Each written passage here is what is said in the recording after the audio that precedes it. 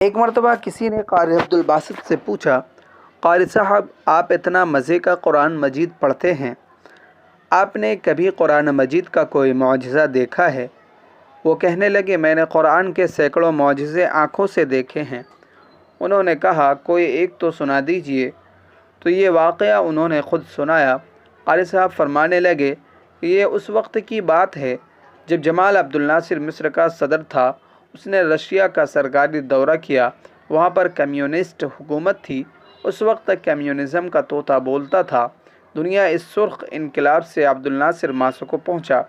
اس نے وہاں جا کر اپنے ملکی امور کے بارے میں کچھ ملاقاتیں کی۔ ملاقاتوں کے بعد انہوں نے تھوڑا سا وقت تبادلہ خیال کے لیے رکھا ہوا تھا۔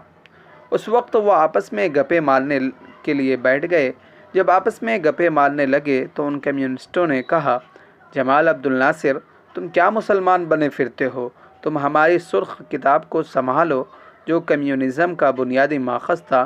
تم بھی کمیونسٹ بن جاؤ، ہم تمہارے ملک میں ٹیکنالوجی کو روشناس کرا دیں گے۔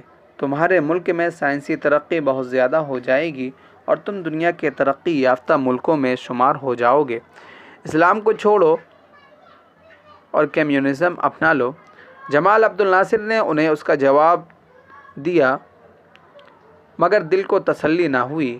اتنے میں وقت ختم ہو گیا اور واپس ہو گیا، مگر دل میں کسک باقی رہ گئی کہ نہیں، مجھے اسلام کی حقانیت کو اور بھی زیادہ واضح کرنا چاہیے تھا۔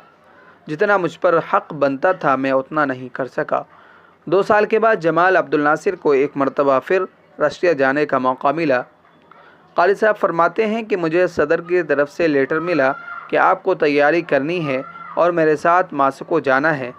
کہنے لگے کہ میں بڑا حیران ہوا کہ قاری عبدالباسط کی تو ضرورت پڑے سعودی عرب میں، عرب امارات میں، پاکستان میں جہاں مسلمان بستے ہیں، ماسکو اور رشیا جہاں خدا بیزار لوگ موجود ہیں، دین بیزار لوگ موجود ہیں، وہاں قاری عبدالباسط کی کیا ضرورت پڑ گئی؟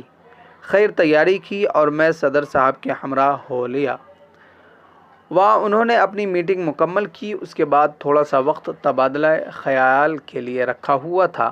فرمانے لگے کہ اس مرتبہ جمال عبد الناصر نے ہمت سے کام لیا اور ان سے کہا، یہ میرے ساتھی ہیں جو آپ کے سامنے کچھ پڑھیں گے، آپ سنیے گا۔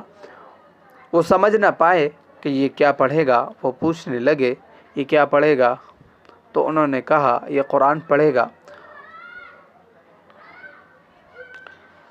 تو ان لوگوں نے کہا کہ اچھا پڑھیں۔ فرمانے لگے کہ مجھے اشارہ ملا اور میں نے پڑھنا شروع کیا۔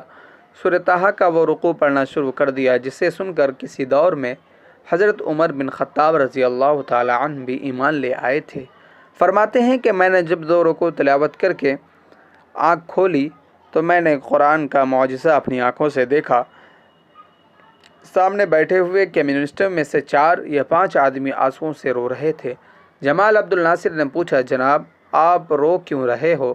وہ کہنے لگے، ہم تو کچھ نہیں سمجھتے کہ آپ کے ساتھی نے کیا پڑھا، مگر پتہ نہیں کہ اس کلام میں کچھ ایسی تاثیر تھی کہ ہمارے دل موم ہو گئے، آنکھوں سے آنسوؤں کے نہریں جاری ہو گئی اور ہم کچھ بتا نہیں سکتے یہ سب کچھ کیسے ہوا۔ سبحان اللہ، جو قرآن کو مانتے نہیں، جو قرآن کو جانتے نہیں، اگر وہ بھی قرآن سنتے ہیں تو اللہ تعالیٰ ان کے دلوں میں بھی تاثیر پیدا کر دیا کرتے ہیں۔